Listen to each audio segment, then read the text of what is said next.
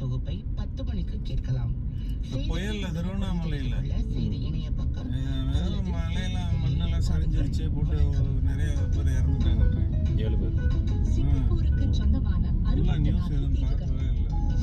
கேட்டால் வியப்பாக தான் இருக்கும். பொழுதுபோக்கிற்கு மட்டும்தானா? பவளப்பாறைகள் எல்லாம் எப்படி வளர்க்கலாம். திருவண்ணாமலை உங்க இது ஒரே லைன்ல வரும்போது சிங்கப்பூருக்குள்ளேயே ஒரு தீவு. திருவண்ணாமலை விழுப்புரத்துலேருந்து 50 கிலோமீட்டர். எதிர்பார்க்கலாம். பக்கம் தான். இன்றிரவு 9:30 மணிக்கு புயல் ஒரே லைன்ல தான். விழுப்புரத்தை தாண்டி போகணும்.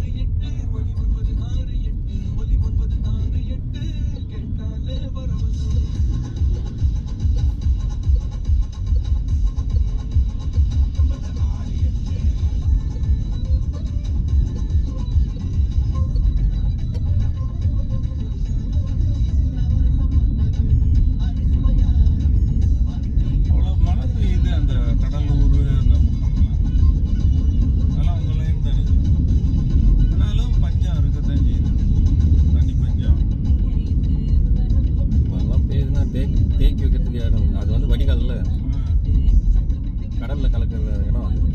அது மேலே எங்கே தேக்கி வைக்கிறது? அதுக்கப்புறம் கடல் தான். திருவண்ணாமலை அந்த பக்கத்தில் டேம்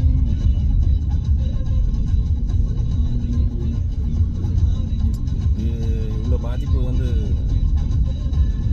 மழையினால கிடையாது, இந்த டேமை திறந்ததுனால தான்.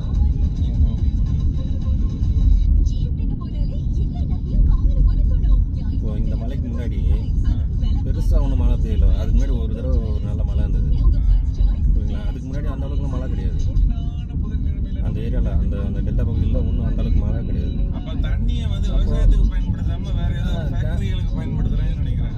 டேமில் இருக்க தண்ணியை நீ மழை காலம் தெரியும்ல, ரிலீஸ் பண்ண வேண்டியது தானே. லெவலை கம்மியாக வச்சுக்க வேண்டியது தானே, மெயின்டைன் பண்ணிக்க வேண்டியது. அது எப்படி முதல் நாள் வரைக்கும் உனக்கு டேமில் தண்ணி ஃபுல்லாக இருக்குன்னு தெரியல. ஒரே நாள் டேம் தண்ணி ஃபுல்லாகிடுச்சு. 2015 சென்னையில் இதெல்லாம் வந்தது. அன்னைக்கு முதல் நைட்டு போய் கறந்து விட்டேன். முன்னாடி மெட்ராஸில் குடிசைக்கு தீ வச்சுட்டு உடனே வந்து வேட்டி சட்டை கொடுப்பாங்க. அந்த மாதிரி நிறையா இருந்துச்சு. இப்போ போகிற மாடி வீடு வச்சுட்டு அந்த கலாச்சாரம் இல்லைன்னு இப்போ டேமை திறந்து விட்டு அழிச்சு அந்த நிவாரணம் தான் வரேன்.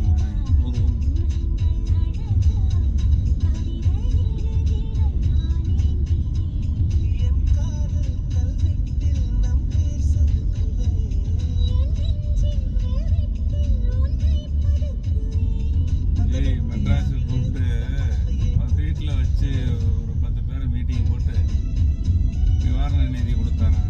அரிசி வேட்டி செல்லுன்னு கிடந்த 5 கிலோ அரிசிக்கு அவனை அவ்வளோ தூரம் கூப்பிட்டு வந்துருக்கீங்கன்னு சொல்லி எல்லாம் ஃபேஸ்புக்கில் எழுதியிருக்காங்க. போனேன் அது 5 கிலோ அரிசியை கொடுக்குறதுக்கான அவனை அவ்வளோ தூரத்துக்கு கூப்பிட்டுருக்காங்க. வீட்டுக்கு மீன் அடிக்க போயிருவேன். உயிர்களை காப்பாற்றிக்கிறதுக்கு மனிதர்களுக்கு ஓரளவுக்கு தெரியும் வெள்ளத்தில் என்ன செய்யணும் அப்படின்னு. வீட்டை தப்பிச்சு அவங்க போய் ஒரு இடத்துல உட்காந்துருப்பாங்க. 2 மாடி வீடு அரசியல்வாதிகள்லாம் சொல்லி தப்பு கிடையாது. 2வது மாடியில் போய் உட்கார்றதுக்கு சொன்னாரு, நான் இங்கே வந்து கொடுத்துருப்பேன், வந்த கூட்டம் வந்துடும், இன்னும் பிரச்சனையா இல்லை. வீட்டில் செல்ல பிராணிகளை வளர்க்குற எல்லாருக்கும் கூட்டம் வரதான் செய்வீங்க.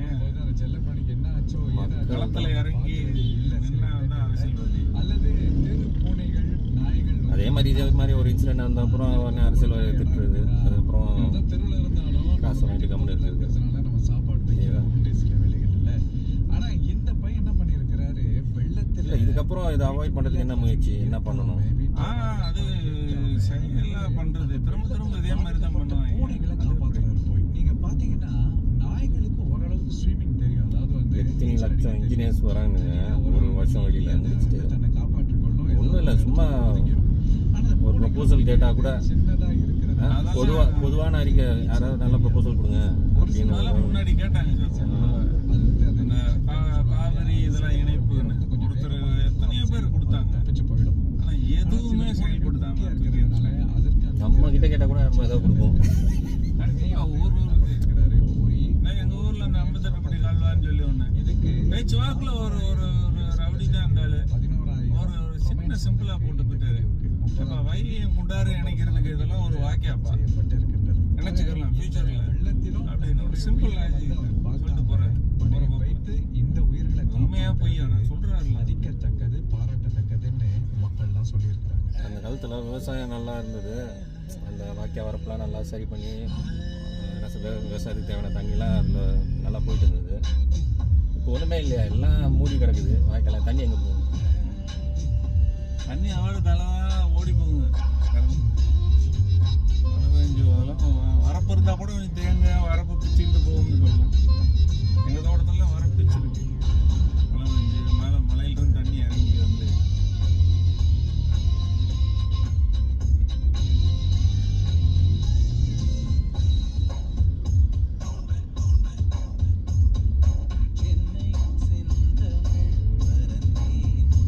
ஏதோ ஒரு பாண்டிச்சேரியில் தான் நினைக்கிறேன். பெண்ணியாத்து பாண்டிச்சேரி வழியாக போகுதுல்ல, அந்த ஊரில் மழை பெஞ்சா தண்ணி வந்து பெண்ணியாத்தில் ஊற்றுறதுக்கு ஒரு ஏதோ பைப்பு வேணுமா வச்சுருக்காங்க. ஆனால் வெள்ளத்தில் பைப்பு, அந்த பைப் வழியாக ஊர் உள்ள தண்ணி போச்சு ரிவர்ஸில். சரி, நான் பைப் வச்சா மூடுறதுக்கு தேவைன்னா துவக்கிறதுக்கு மூடுறதுக்கும் அது வைக்க முடியலையா? ஒரு வால் போடுறது இல்லை, இந்த டேம் மாதிரி அந்த ஷட்டரு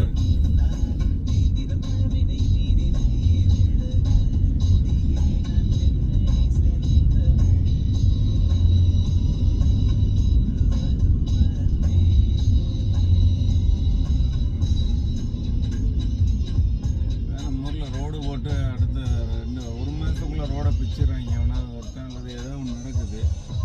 ஏன்டா இவ்வளோ குவாலிட்டி இல்லாமல் ஒரு ரோடு போட்டிருக்கீங்கன்னு கேட்கணும். இல்லை கேட்டால் அவனைத்தான் அடிக்க வராங்க.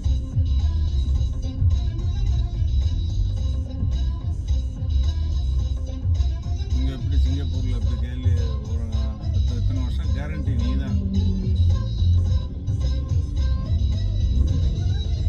அதுக்கு பேர் வச்சுருக்காங்க. இதோட எக்ஸஸ் கிளைமு, ரிப்பேர் ஒர்க்கு, அது நிறைய பேர் வச்சுட்டு அது மூலியமாக போட்டு ஏதாவது ஒரு பில்லு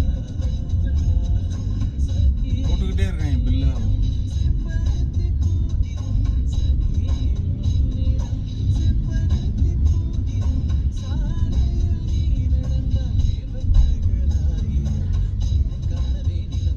ரொம்ப சிம்பிளாக பண்ணலாம். சிம்பிளான சொல்யூஷன்ஸ் நிறையா இருக்குது. அதாவது பட்ஜெட் எவ்வளோன்னு தெரிஞ்சால் அதுக்கேற்ற மாதிரி நிறைய சொல்யூஷன் சொல்லலாம். 1 லட்ச ரூபா பட்ஜெட் கூட சொல்யூஷன் சொல்லலாம்.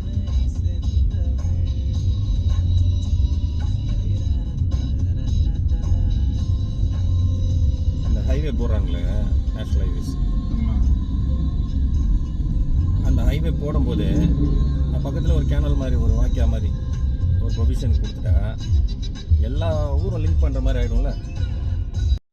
அப்புறம் மெயின்டைன் பண்ணாமல் என்ன இங்கெல்லாம் அப்படியே இருக்குது. மீன் இங்கெல்லாம் கடைக்காரன், கோழி கடைக்காரன்னா இந்த மாதிரி இடத்துல எல்லாத்துக்கும் குப்பை கொட்டுவாங்க. அது மறு கட்டி முடிக்கிறதுக்குள்ளே அது என்ன சொல்கிறது, அது ஆப்ரேஷனுக்கே வர மாட்டேங்குது. பாலம் கட்டாங்க. பாலம் முடியாது. அதுக்குள்ளே போய் நஞ்சரைன்னு போஸ்ட் வச்சுருக்காங்க முதல்ல. அதுக்கு ஒரு அடிதடி கலவரம்லாம் இருக்கு. மகாலட்சுமி படத்திற்காக பாடல் இடம்பெற்றது. ஸ்ரீகாந்த் தேவா பாடலுக்கு இசையமைத்திருந்தார். முத்துக்குமார் இயற்றிய பாடல். அது நேரம் 8:21 ஆகின்றது. எங்கதான் பணம் பணம் பணம் அடிச்சு கொண்டு போய் என்னதான் செய்ய போறாங்க. கலைஞருடைய வாழ்த்துக்கள். நேர்களே, விபத்து நேர்ந்திருக்கின்றது. எவ்வளவுதான் வேணும்? செங்காங் எதுதான் இல்லை. 3வது 4வது அரசியல் விபத்து. வாகனங்கள் பழுதடைந்து நின்று கொண்டிருக்கின்றன. SLECTA நோக்கி செல்லும் 10 கோடி அடிச்சாங்கன்னா அடுத்த நாள் 10 கோடியா? இன்னும் 50 கோடி அடிக்கும்ல. 50 கோடி அடிச்சவன் 100 இருக்குல்ல. காலை உச்ச நேரம் காரணமாக போக்குவரத்து அதிகரிப்பு ஏற்பட்டிருக்கின்றது. உட்லண்ட்ஸ் அவென்யூ 12 நுழைவாயிலுக்கு அருகே SLECTA நோக்கி செல்லும் SLEBKA நோக்கி செல்லும் வழியில் 2 மரங்களிலுமே நெரிசல் ஏற்பட்டிருக்கின்றது. PI துவாசி நோக்கி செல்லும் AY எக்ஸைட் அங்கே போக்குவரத்து நெரிசல் ஏற்பட்டிருக்கின்றது. PI நோக்கி செல்லும் TPE பாசரேஸ் டிரைவ் 12 எக்ஸிட்டுக்கு அருகே இருந்து பாசரேஸ் டிரைவ் போக்குவரத்து நெரிசல் ஏற்பட்டிருக்கின்றது. வீல் உட்லண்ட்ஸ் அவென்யூ இப்படி 2 இப்படி இப்படி எக்ஸிட் எக்ஸிட் வரை BKA நோக்கி செல்லும் போக்குவரத்து நெரிசல் ஏற்பட்டு இருக்கின்றது. இது தற்போதைய நிலவரம். போக்குவரத்து நெரிசல் ஏற்பட்டிருக்கும் மற்றொரு பகுதி SLEBKA நிமிஷம் 1,2 நுழைவாயிலுக்கு அருகே KJEPIE சாங்கி PI சாங்கி மற்றும் PI துவாஸ் எக்ஸிட் அருகே இந்த திருவண்ணாமலை இது கூட இன்சிடென்ட் கூட அவ்வளோ ஸ்லோவாக வேலை செய்யணும் தெரியுமா? ஒரு ரெஸ்கியூ டீமு 7 பேர் உள்ள உயிரோடு இருக்காங்களா செத்துட்டாங்களான்னு தெரியாது.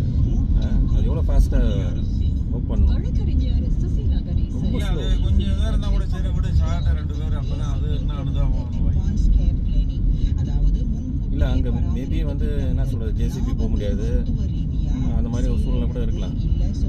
உண்மையாக சொல்ல போனால் ஜேசிபி அங்கே எடுத்துகிட்டு போனப்போ தான் வேலையே நடந்தது. இப்போ இருக்கிற மேன் பவர் வச்சுட்டு யாருமே அது அந்த ஸ்கில் இல்லை பாருங்க யாருக்கும். அது எப்படி எடுக்கணும்னு தெரியல. அதுக்கு கூட ஒரு சொல்யூஷன் கேட்கலாம், அதுக்கு ஒரு ஐடியா கேட்கலாம். இப்போ இங்கெல்லாம் பில்டிங் கன்ஸ்ட்ரக்ஷன் பண்ணாங்கல்ல, அவங்க ஒரு டவர் கிரேன் இன்ஸ்டால் பண்ணாங்கல்ல, அது வெறும் பைப்பில் தானே பண்ணுறது. அந்த மாதிரி இன்ஸ்டால் பண்ணி அந்த கல்லெல்லாம் எடுக்கிறதுக்கு எவ்வளோ நேரம் ஆக போகுது?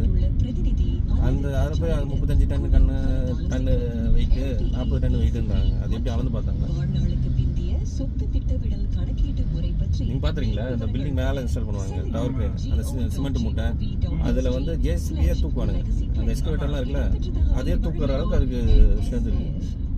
அது அசம்பிள் பண்ணுறது தானே, 4 ரோப்பில் தான் தூக்குங்க. அது மேனுவல் அசம்பிள் பண்ணுறது தானே.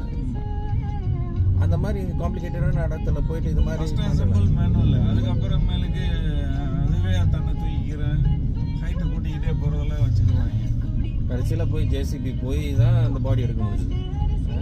அது வரைக்கும் உண்மையாகவே உயிரோட இருந்தால் கூட 2 நாள் எப்படி தாங்கும் உள்ளார மூச்சு விடும். அதுவும் பூமிக்கு அடியில் தண்ணியில் அந்த குளிர் தண்ணி இதுக்கே விரைச்சி போய் இதாகிடுவாங்க. குளிர் வராதுங்க அங்கே. எப்படி அது என்ன தெரியுமா உள்ளார மழை பெஞ்சிருக்குல்ல, பூமியில் ஈரம், பூமியில் சூடு இருக்கும். வெக்கையாயிடும், மூச்சு விட முடியாது. உனக்கு வந்து ஹியூமிடிட்டி இன்க்ரீஸ் ஆகிடுச்சுன்னா எப்படி வந்து மூச்சு விடுங்க நீங்கள்? அதிலே செத்து போயிடணும்.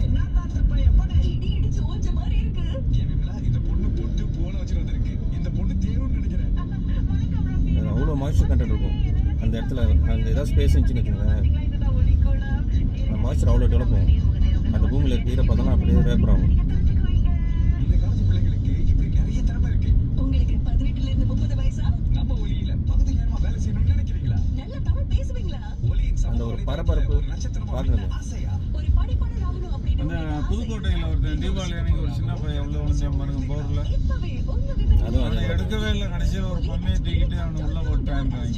நான் அந்த வேலை அதே இடத்துல இருந்து உங்களுடைய குரலை பதிவு செய்து எங்களுக்கு அனுப்பி வைத்திருக்கேன். வெஹிக்கிள் எடுத்துட்டு போகிறவன்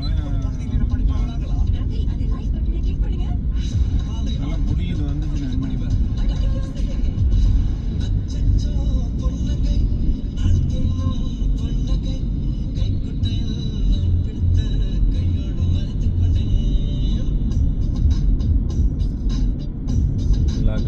ராக்கெட் விடுறாங்க. இதுமாதிரி அத்தியாவசிய தேவைக்கு ஏதாவது ஒரு சொல்யூஷன் கண்டுபிடிக்கிறது. எல்லாருக்கும் எல்லாம் கிடைச்சிட்டு அவனுடைய தேவை இருக்காதுல்ல. அப்புறம் நீங்கள் கேள்வி கேட்க ஆரம்பிச்சுருவீங்க. இதுதானே வேணும், இதுதானே செய்யணும். எல்லாத்தையும் செஞ்சு கொடுத்துட்டு நீ ஓட்டுக்கல, உனக்கு தாராளமாக ஓட்டு போடுறான்.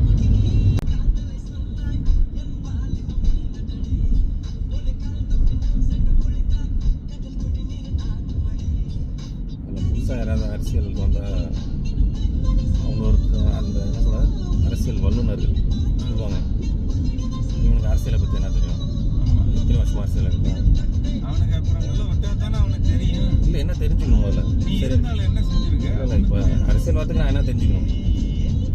நீ இத்தனை அப்போ நீ சொல்கிற இத்தனை வருஷம் 50 வருஷம் ஆட்சியில் இருந்தால் உனக்கு என்ன பண்ணிட்டான்?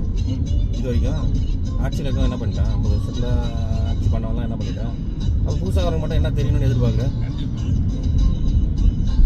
இந்த கிழக்கு மேலே கதாசிரியர் ரத்னம் அவர் பேட்டியில் கூட சொல்லியிருப்பாரு, இன்னைக்கெல்லாம் அரசியல்வாதி பூரா ஏதாவது ஒரு கொஸ்டின் ஆன்சர் ஒன் வேர்டு தாங்க டிக் அடிக்க சொல்லுங்க. ஒரு 50 கொஸ்டின் இருக்குங்க எம்எல்ஏக்குன்னா. ஒரு எம்பிக்குன்னா ஒரு பக்கம் எழுதணும்னு சொல்லுங்க. ஒரு எம்பி கூட எவனும் போக மாட்டேன், ஒருத்தன் கூட எம்எல்ஏ செய்ய மாட்டான்.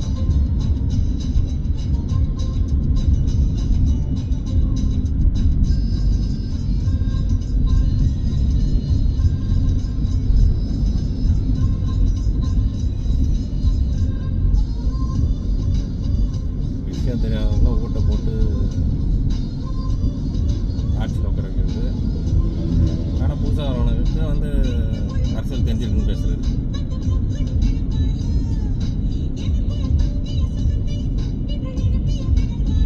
இன்னைக்கு அப்துல் கலாம் வந்து 2வது முறைக்கு காங்கிரஸ் எதிர்ப்பு தெரிவிக்குது. உடனே அவர் விலகிக்கிட்டார். ஆனால் இன்னைக்கு அவர் நின்று இருந்தாருன்னா திரும்ப ஜெயிப்பாரு. நான் எலெக்ஷனில் நின்று வர்ற அளவுக்கு எனக்கு வேணாம். ஒரு முறை நான் தேர்ந்தெடுத்தா நான் இருக்கேன், இல்லைன்னா 2வது வேணாம் அப்படின்ட்டு.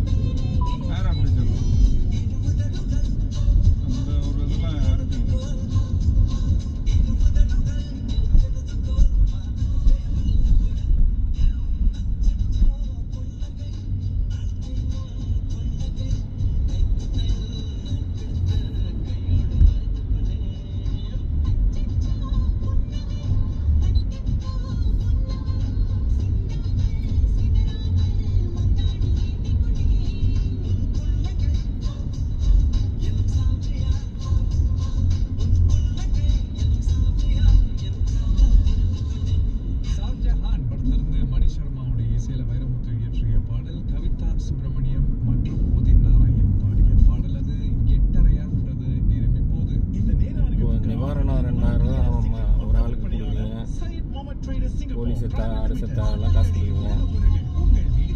இந்த காசுலாம் அந்த பாதிப்பு வரதுக்கு முன்னாடி இப்போ யூஸ் பண்ணிக்கலாம்ல. ஆமா, அந்த காசை வச்சாங்கன்னா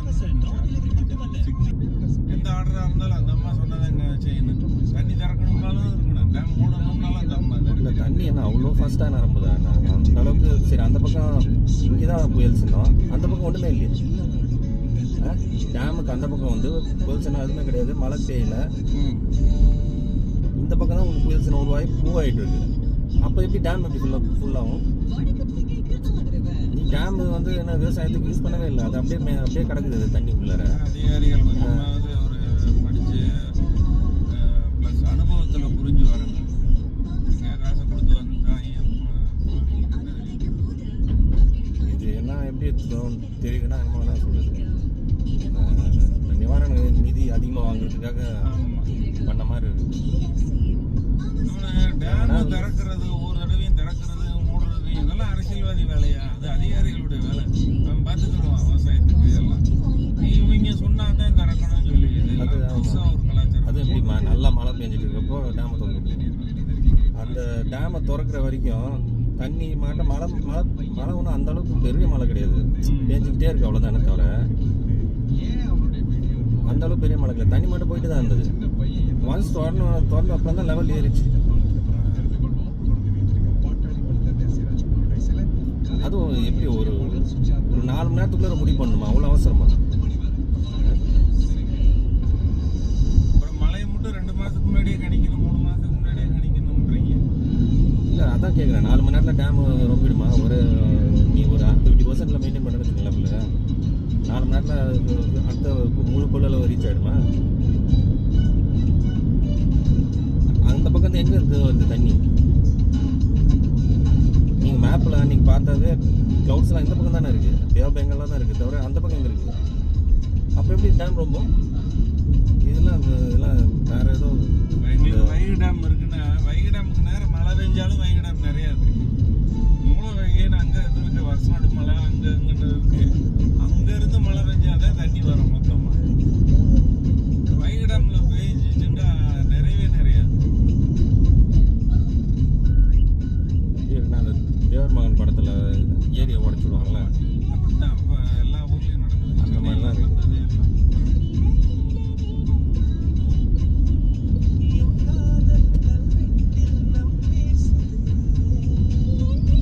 அது மட்டும் இல்லை, இவ்வளோ மழைக்குமே இப்போ சென்னையில் இவ்வளோ தொடர்ந்து மழை பெஞ்சிட்டே இருக்குது. அங்கே வந்து என்ன சொல்கிறது, தண்ணி நிற்கினா காரணம் இருக்குது, அங்கே தண்ணி போகிறதுக்கு வழி கிடையாது, அவ்வளோ கன்ஸ்ட்ரக்ஷன் ஒர்க்கு சிட்டி. அது இது அரசு ஊர்லாம் சுற்றி விவசாய நிலம். இந்த அளவு தண்ணி ஏறுறதுக்கு எங்கே என்ன வாய்ப்பு இருக்குது? அப்படியே மழை பெஞ்சா கூட தொடர்ந்து இன்னும் பெஞ்சிக்கிட்டே இருந்தால் கூட தண்ணி வடிஞ்சு போயிட்டே இருக்கும், லெவலில் ரைஸ் ஆகிறது வாய்ப்பே கிடையாது. அரசியல்வாதிகள் யூடியூப் கண்டென்ட் மாதிரி அவங்க கண்டென்ட் கிடைக்கணுன்றதுக்கு ஐடியா பண்ணி நீ ஒரு ஷார்ட்டில் இவ்வளோ தண்ணியை திறந்து விட்டதுனால தான் இப்போ லெவல் ஏறிச்சே தவிர அது மாட்ட மழை பெஞ்சிட்டே இருந்தால் தண்ணி வடிஞ்சு போயிட்டே அது போயிட்டே தானே. இந்த ஊரில் மழை பெஞ்சது பூரா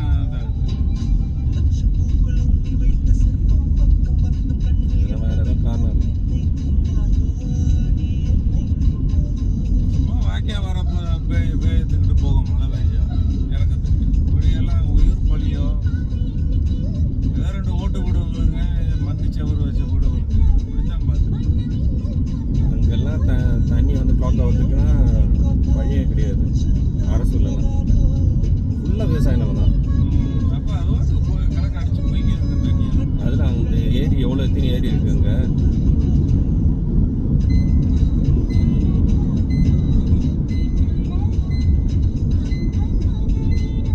தண்ணி திறக்கணும்னா வந்து போது ஊனம்ன்றாங்க மினிஸ்ட்ரி. என்ன பழக்கம் அது?